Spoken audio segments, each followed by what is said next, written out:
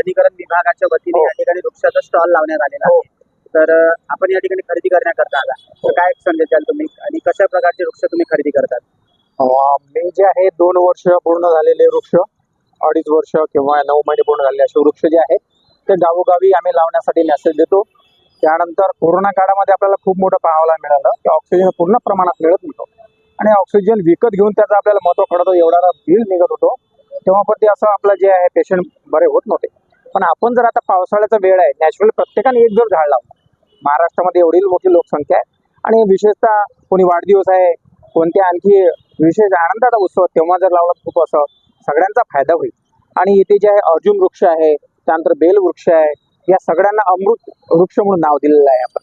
आणि मी पाहिलेला स्टॉल पाहून बरेचसे लोक पाहत आहे, आम्ही खूप असा आनंद वाटला. दरवर्षी यांचा स्टॉल असतो, पाहून आनंद वाटतो आणि यांचं जे कार्य आहे कौतुकास्पद आहे.